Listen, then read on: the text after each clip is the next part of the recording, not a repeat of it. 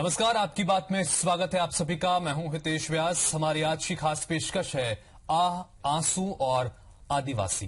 एक तरफ अनुसूचित जाति जनजाति के राष्ट्रीय अध्यक्ष जनंत कुमार साय कहते हैं कि बस्तर में आदिवासी सुरक्षित नहीं है, तो दूसरी तरफ छत्तीसगढ़ विधानसभा में रायगढ़ के आदिवासी किसान जयलाल राठिया की मौत पर हंगामा होता है। सियासत के इन दो पार्टों के बीच छत्तीसगढ़ का गरीब साधनहीन आदिवासी चुपचाप खड़ा है, सवाल बनकर, अपनी आह और आंसुओं के साथ, अपने गुहार और फरियाद के साथ, अपनी चिंताओं और समस्याओं के भी साथ। तो आज बस्तर के और पूरे छत्तीसगढ़ के आदिवासियों के दुख, दर्द और त्रासदी की बात इस खास पेशकश में करेंगे।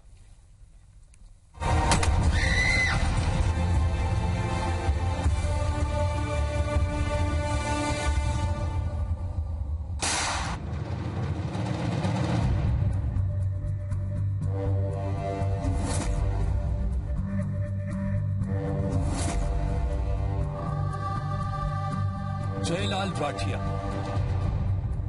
पेशे से किसान, जाति से आदिवासी,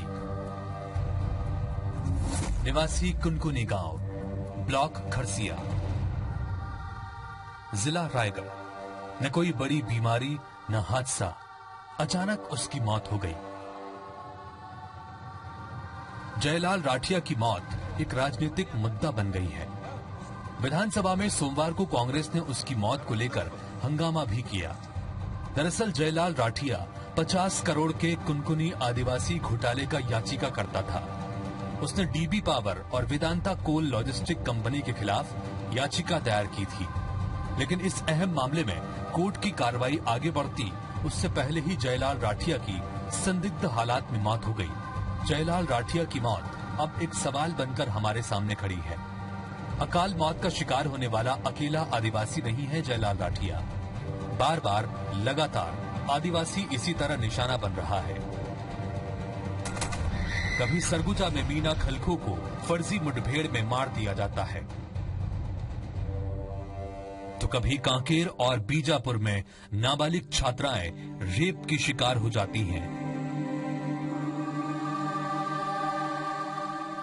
कभी जयलाल जैसे ही दूसरे आदिवासियों की जमीनें हड़प ली जाती हैं, तो कभी विकास के नाम पर उजाड़ दिए जाते हैं आदिवासी गांव।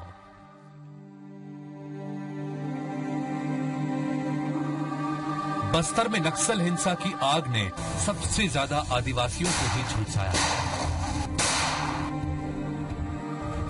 इडस मीटा से लेकर सारकेगुड़ा तक बिछी लाशें ये चीख चीख कर कहती रही हैं कि आदिवासी व्यवस्था के निर्मम जाल में फंस गए हैं।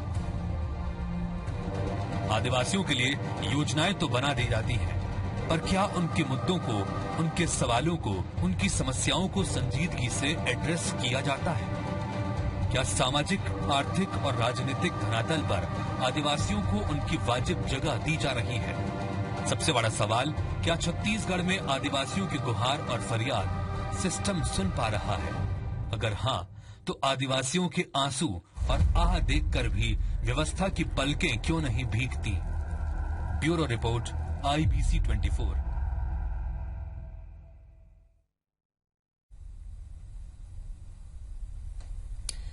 तो कई सारे सवाल वाकई में इस एक घटनाक्रम के बाद निकल के सामने आ रहे हैं। जयलाल राठिया की संदिग्ध परिस्थिति में मौत हुई। दरअसल वो खुद पीड़ित भी थे आदिवासी, और उसके अलावा इस मामले में याचिकाकर्ता भी थे, जिसमें 300 एकड़ जमीन आदिवासियों की छीन ली गई धोखाधड़ी के तर्ज से। और ऐसी स्थिति में उनकी मौत हो जाना कई तरह के सवाल खड़े करता है, लेकिन इस मौत पर सियासत भी हो रही है। और इन सब के बीच इस एक मामले की रोशनी में ये जानने और समझने की कोशिश हम करेंगे कि छत्तीसगढ़ में आदिवासियों के हक और हुकूक का वाकई में कोई उठाने वाला, कोई बात करने वाला है या नहीं, या सिर्फ राजनीति ही इनके मुद्दों पर होती रही है। और इसी विषय पर बातचीत करने के लिए मेरे साथ में खास मेहमान जुड़ रहे हैं। अरविंद नेताम साहब हैं, जो पूर्व मंत्री भी हैं और साथ ही संयोजक हैं सर्व आदिवासी समाज के और जय छत्तीसगढ़ पार्टी के भी, और साथ ही मोहन मरकाम है, कांग्रेस विधायक, और संतोष बाफना जी हैं, जो कि बीजेपी विधायक हैं। आप तीनों का बहुत बहुत स्वागत है। धन्यवाद। सबसे पहले संतोष बाफना जी, मैं जानना चाहूंगा आपसे, जयलाल राठिया की संदिग्ध परिस्थितियों में मौत हो गई। आदिवासियों की 300 एकड़ जमीन हथिया ली गई थी पूरी तरह से फर्जीवाड़े को अंजाम देने के बाद। ये मामला विधानसभा में भी आज उठा है। क्या इन सब के बीच ये हम कह सकते हैं कि छत्तीसगढ़ में आदिवासी सुरक्षित नहीं है? सबसे पहले मैं ये कहना चाहता हूं कि जयलाल राठिया की मौत जो थी वो स्वाभाविक थी। आपने कहा है कि 300 एकड़ जमीन का घोटाला का प्रकरण उजागर किया है, उसके लिए लोग जो सस्पेंड हुए हैं, शासन अपना कार्रवाई कर रही है। इसके अलावा जयलाल जो राठिया का मौत के जो परिजन मतलब मौत के बाद शव को जो है परिजनों ने स्वयं में जलाया है, और पुलिस यदि इस मामले में कोई कार्रवाई करती है तो उसके न्याय के क्षेत्र में कार्रवाई कर सकती है। हमारे सरकार के ओर से और आज इसमें जो राजनीति हो रही, कुल मिला के कांग्रेस पार्टी इसमें राजनीति कर रही है, और राजनीति के तहत इसको विधानसभा में स्थगन के रूप में लाया, लेकिन माननीय हमारे अध्यक्ष जी ने इसको स्थगन को स्वीकार नहीं किया। और जहां तक प्रदेश की बात है, हमारे माननीय मुख्यमंत्री जी डॉक्टर रमन सिंह जी के प्रयास से पूरे 13 सालों में लगातार छत्तीसगढ़ में आदिवासियों का विकास हुआ है। यदि हम बात करें कांग्रेस अगर राजनीति कर रही है तो ठीक है, आपका ये आरोप मैं कांग्रेस के नेताओं के ऊपर छोड़ूंगा कि वो इस पर क्या जवाब देते हैं, लेकिन उस इलाके में 300 एकड़ जमीन जो आदिवासियों की थी, नियम बनाया गया है कि आदिवासी की जमीन को आदिवासी ही खरीद सकते हैं, बेच सकते हैं। ऐसी स्थिति में फर्जीवाड़ा करके वहां पर आदिवासियों की जमीन खरीद फरोख्त कर ली गई। उस मामले में वो याचिकाकर्ता थे, खुद पीड़ित थे, उनकी मौत हो जाना, ये एक आप राजनीति हो रही है नहीं हो रही है विषय है, लेकिन 300 एकड़ जमीन वहां पर आदिवासियों की छीन ली गई, इस पर क्या कहेंगे? मैं यही बोलना चाहता हूं कि 300 एकड़ जो जमीन छीन ले गई उसके लिए जो कार्रवाई है सरकार कर रही है। तो कई लोगों का निलंबन किया है, 11 लोगों का वहां निलंबन सस्पेंड सब किए हैं, इसकी जांच चल रही है। आने वाले समय में बेहतर जांच चले, इस दृष्टि से हम लोग माननीय मुख्यमंत्री जी से भी निवेदन करेंगे कि जांच करें और आदिवासियों को न्याय दिलाएं। ठीक है, ठीक है, आदिवासियों को न्याय दिलाए, इस बात की जांच होनी चाहिए, आप ये कहते हैं। मोहन मरकाम साहब, कांग्रेस के ऊपर साफ तौर पर कह रहे हैं कि जयलाल राठिया के इस खास तौर पर इस मामले की अगर बात करें, यहां पर कांग्रेस राजनीति कर रही है। हितेश जी, छत्तीसगढ़ प्रदेश आदिवासी प्रदेश है। लगभग यहाँ के 2.5 करोड़ जनसंख्या में से 32%, लगभग 72 लाख यहाँ आदिवासी हैं। जब से छत्तीसगढ़ में माननीय डॉक्टर रमन सिंह की सरकार बनी है, लगातार आदिवासियों पे अत्याचार बढ़ा है, चाहे बस्तर हो सरगुजा हो, जबकि बस्तर और सरगुजा में 5वीं अनुसूची है। 5वीं अनुसूची में दूसरा कोई आदिवासी का जमीन नहीं खरीद सकता, मगर छत्तीसगढ़ में डॉक्टर रमन सिंह की सरकार उद्योगपतियों को देने के लिए कई हथकंडे अपना रही है। आज बस्तर में देखो 700 गांव खाली हो गए हैं, आज वहां के आदिवासियों को मारा जा रहा है, उनके साथ लगातार अत्याचार किया जाता है। नेशनल क्राइम ब्यूरो की रिपोर्ट के अनुसार छत्तीसगढ़ में जो आदिवासियों के खिलाफ होने वाले अत्याचार में छत्तीसगढ़ तीसरे नंबर पर है। 2014 में 721 प्रकरण दर्ज किए गए थे, 2015 में 1518 प्रकरण, मतलब डबल प्रकरण दर्ज किए। हर चौथे दिन छत्तीसगढ़ के आदिवासियों में चौथे व्यक्ति के साथ अत्याचार होता है, बलात्कार हो जाता है।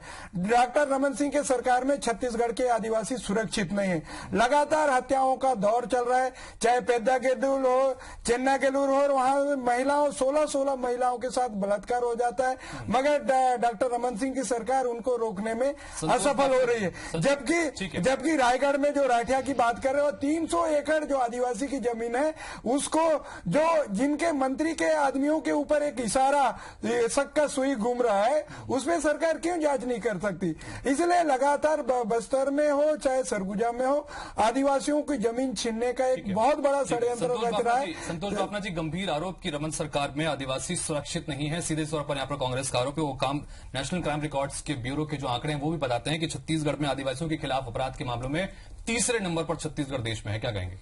माननीय हितेश जी, छत्तीसगढ़ में जो आदिवासी बंधु हैं उनके 13 साल के जीवन यापन में जो परिवर्तन डॉक्टर रमन सिंह जी के शासनकाल में आया है वो देखने को बनता है। यदि आप लोग बस्तर चले, सरगुजा चले और वहां पर जो आदिवासी खेती कर रहे हैं, जो हमारे आदिवासी बच्चे जावंगा, सुकमा, भोपालपट्टनम, बीजापुर में जो पढ़ाई कर रहे हैं, जहां पर हमारे प्रधानमंत्री आकर देखकर जा रहे हैं, हमारे माननीय मुख्यमंत्री जी के प्रयास से आईआईटी और उसमें आईआईटी पीएमटी में हमारे बच्चे यहाँ के सिलेक्शन हो रहे हैं। प्रयास तरीके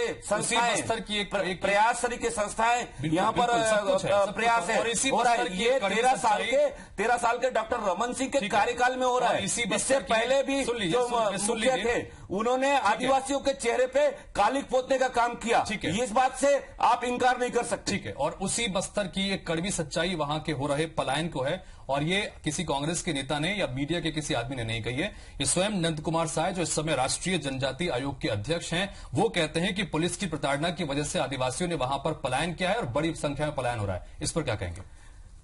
ये मैं समझता हूं कि पलायन की जो बात कह रहे हैं हमारे माननीय नंद कुमार साय जी, स्वाभाविक रूप से थोड़ा सा हमारे आदिवासी बंधुओं में यहाँ वहां जाकर जहां काम की जगह रहती है वहां पर जाकर काम करने की जो मंशा है उसमें लोग जाते आते हैं। पलायन की वैसी कोई बहुत बड़ी संभावनाएं हमारे बस्तर में नहीं है, ये मैं कहना चाहता हूं। ठीक है, मैं इस पर मैं मरकाम साहब आपके पास आऊंगा। मैं चूंकि अरविंद नेताम साहब लगातार बने हुए हैं, मैं उनको भी चर्चा में शामिल करता हूं। अरविंद नेताम साहब, लगातार बस्तर के खासतौर से अगर राजनीति की बात करें, आदिवासियों के बीच लगातार आप सक्रिय रहे हैं, आप मंत्री भी रहे हैं। यहाँ पर जो बातें संतोष बाफना की तरफ से भी हो रही हैं कि यहाँ पर जो सरकार है बहुत कुछ आदिवासियों के लिए किया जा रहा है, लेकिन जो स्थितियां हैं, क्या आप मानते हैं कि वाकई में आदिवासियों के हक के लिए बातें हो रही हैं, काम हो रहा है?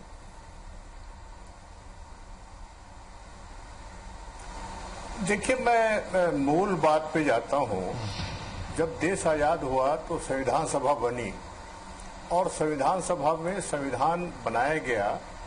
जो देश के निर्माताओं ने जो संविधान में सबसे बड़ी बात आदिवासी क्षेत्र के लिए किया तो जमीन की कैसे बचाव किया जाए, रक्षा कैसे किया जाए आदिवासियों की। संविधान में व्यवस्था किया गया, प्रदेशों के लैंड रेवेन्यू कोड में व्यवस्था किया गया, पंचायती राज कानून में व्यवस्था किया गया, और ये जो वन भूमि सुरक्षा के अधिकार की बात किया गया। तो ये जितने कानून हैं आप देखिएगा सब कैसे आदिवासी की जमीन की रक्षा हो। पर दिक्कत है कि इस प्रदेश में हो या देश में हो, सबसे ज्यादा लूट खसोट आदिवासियों के जमीन पे हो रहा है। और तो एक मैं बात पूछना चाहता हूं देश के सरकारों से, देश की सरकार या राज्य सरकारों से, जब संविधान में ये व्यवस्था है और राज्य के कानून में व्यवस्था है तो ये संविधान को लागू करने की जिम्मेदारी सरकारों की है, चाहे देश की सरकार हो या प्रदेशों की सरकार हो। पर सवाल यह है कि मैं पूछना चाहता हूं कि ये अब रायगढ़ का उदाहरण ले लीजिए। रायगढ़ पूरा जिला 5th शेड्यूल के संविधान के तहत है और उसमें भी सारे के सारे रायगढ़ जिले को जिंदल और बहुत से उद्योगपति के हवाले कर दिए। हम पूछना चाहते हैं इस देश में कि ये किस कानून के तहत हुआ? अरे जिस सरकारों को इनकी संविधान की रक्षा करनी चाहिए वही अन्य संविधान की खिल्ली उड़ा रहे हैं। तो इस देश में दिक्कत इस बात की है। और धारा 170 ख जिसके तहत आदिवासियों की जमीन गैर आदिवासी नहीं ले सकते, ये नियम बना हुआ है। और ऐसे प्रकरण हमारे बस्तर में बहुत कम है। और जहां यहाँ प्रकरण आया रायगढ़ का, जहां 300 एकड़ की बात आप कह रहे हैं, उसके लिए भी तो बहुत से लोगों को सस्पेंड किया गया है, बहुत जांच चल रही है और आने वाले समय में उचित कार्रवाई संभावना है। ठीक है, जरूरत इस बात की है मॉनिटरिंग इस तरह की हो और व्यवस्थाएं संविधान में अगर बातें हैं और खुद अगर कानून बना हुआ है खास तौर पर, तो उसमें कम से कम जरूरत इस बात की है कि संजीदगी के साथ में कानून लागू हो। जिनके ऊपर जिम्मेदारी है वो लोग कम से कम उस कानून को माने, ये बेहद जरूरी। बहरहाल हम चर्चा करते रहेंगे कि क्या छत्तीसगढ़ में आदिवासियों के हक का ख्याल नहीं रखा जा रहा, क्या छत्तीसगढ़ में आदिवासियों पर अत्याचार हो रहा है। चर्चा लगातार जारी है। छोटे से ब्रेक के लिए रुक रहे हैं, ब्रेक के बाद चल लौटते हैं।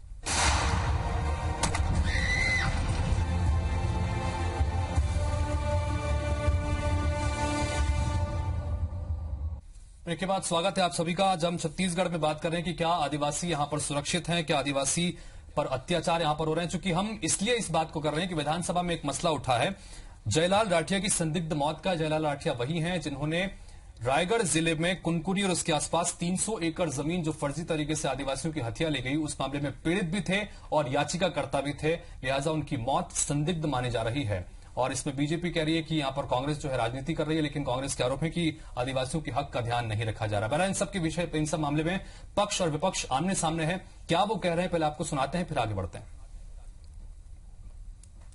जयलाल राठिया जो लगातार आदिवासियों के हित में लड़ाई लड़ रहे थे, वो हाई कोर्ट में पिटिशनर भी था और उसके संदिग्ध स्थिति में मौत हुई। क्योंकि मामला हाईकोर्ट में लंबित है, इसलिए सरकार इस पूरे प्रकरण को हाईकोर्ट के जज से कराए, ये हमारी मांग है। आखिर बिलासपुर में जमीन घोटाला होता है, उसमें उसके परिवार वालों का नाम आता है, यहाँ होता है तो तब उसके नाम आता है। उनपुरी में चावल घोटाला होता है तब MS राइस मिल का नाम आता है। तो सारे घोटाले में अमर अग्रवाल का नाम क्यों आता है? अगर उनके पास कोई प्रमाण है तो वो पेश करना चाहिए। केवल राजनीतिक विद्वेषपूर्ण और केवल बड़े लोगों और मंत्री के ऊपर आरोप लगा के कुछ स्थान मिल जाए, अगर इसके लिए वो अगर गैर जिम्मेदारी का काम कर रहे हैं तो मैं ऐसा समझता हूं उनको नहीं करना चाहिए। वो जिम्मेदार आदमी है। तो पक्ष और विपक्ष दोनों को आपने सुना, अपने अपने तर्क हैं, अपने अपने वितर्क हैं, और इन सब के बीच हमारे साथ में लगातार मेहमान बने हुए हम चर्चा इस विषय पर कर रहे हैं कि क्या आदिवासी यहां पर सुरक्षित हैं, आदिवासियों को उनका हक मिला है। अरविंद नेताम साहब, मैं जानना चाहूंगा आपसे, क्योंकि लगातार अगर बस्तर से लेकर सरगुजा तक की बात करें, छत्तीसगढ़ में खासतौर पर ये वो इलाके हैं जहां पर आदिवासियों की संख्या बहुत ज्यादा है। आर्थिक रूप से, राजनीतिक रूप से या सामाजिक रूप से जो हक या जो स्थान आदिवासियों को मिलना चाहिए था इन राज्य की स्थापना होने के बाद, क्या आप मानते हैं कि वो स्थान, वो जगह मिल पाई है छत्तीसगढ़ के आदिवासियों को? और अगर नहीं मिल पाई तो क्या कमी आप मानते हैं? देखिए, हम लोग तो जब मध्य प्रदेश में थे तब भी समाज की तरफ से इस बात को कहते थे कि सत्ता में भी भागीदारी होना चाहिए। आबादी के हिसाब से बहुत कोई ऐसा मांग नहीं था। और कभी कभी हम ये भी कहते थे कि भाई अगर मध्य प्रदेश में सत्ता में भागीदारी नहीं होगा तो क्या हरियाणा और पंजाब में होगा आदिवासियों का? तो ये बहुत सामान्य सी बात है। और जब तक के भागीदारी नहीं होगा तब तक की ये समस्याएं का समाधान कभी होगा नहीं इस देश में, न इस प्रदेश में। ये चलता रहेगा। और सरकार के तरफ से अपना वो जो खाना पूर्ति जो सवाल जवाब है, चाहे विधानसभा में हो चाहे वो चलता रहेगा। तो इसलिए जो परंपरा बनती जा रही है धीरे धीरे, और सरकार की संवेदनशीलता खत्म होती जा रही है, और ये चिंता का विषय है प्रदेशों और देश में आदिवासी इलाके के लिए। तो मैं तो यही कहना चाहूंगा, जब तक कि सत्ता में भागीदारी नहीं होगा तब तक की ये समस्या बनी रहेगी। ठीक है, सत्ता में भागीदारी की बात यहाँ पर अरविंद नेताम के साथ कहते हैं। मोहन मरकाम जी, मैं जानना चाहूंगा आपसे कि क्यों हम सिर्फ सरकारों पर ही निर्भर रहे? आप भी जिस इलाके के जनप्रतिनिधि हैं वो भी आदिवासी बहुल इलाका है कोंडागांव।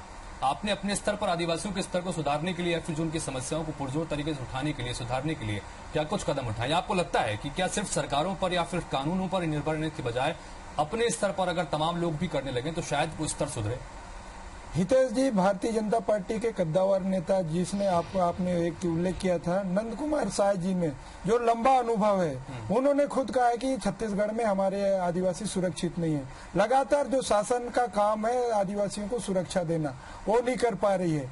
आपने जो प्रश्न किया है, हम लोग सामाजिक स्तर पे भी इस बात को हम लोग बात रखते हैं कि हमारे आदिवासी कैसे सुरक्षित हो, उनकी क्या क्या समस्याएं हैं, उनको लगातार हम शासन प्रशासन तक बात रखते हैं। मगर शासन की सबसे बड़ी जिम्मेदारी होती है वहाँ की, उनका दायित्व बनता है, उनकी जिम्मेदारी बनती है वहाँ की जनता की सुरक्षा देना। मगर आज माननीय डॉक्टर रमन सिंह के सरकार में छत्तीसगढ़ के जनता, छत्तीसगढ़ के आदिवासी सुरक्षित नहीं है। आज लगातार उनके साथ अत्याचार, सरकार के इशारे पे अत्याचार, अन्याय हो रहा है, ताकि जो यहाँ के आदिवासी जिनका जमीन है उनको कहीं ना कहीं कब्जा किया जाए। जितने भी प्रकरण आ रहे हैं, चाहे राठिया का मामला हो, चाहे लोंडीगुड़ा का मामला हो, कई ऐसे प्रकरण हैं जो आदिवासियों को जमीन छीनने के लिए सरकार षड्यंत्र रच रही है, ताकि जो उनके उद्योगपति मित्र हैं उनको वो जमीन मुहैया करा सके।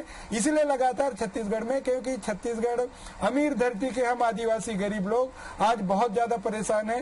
शासन की मंशा बहुत ही गलत है और कहीं ना कहीं उद्योगपति। मोहन मरकाम साहब, कैसे सुधरेंगे? आप चूंकि बता रहे हैं कि अमीर धरती के हम गरीब आदिवासी, कैसे सुधरेंगे? सबसे बड़ी बात है, शासन में जो बैठे हैं उनकी जिम्मेदारी बनती है कि वहाँ की जनता की सुरक्षा देना पहला प्राथमिकता है।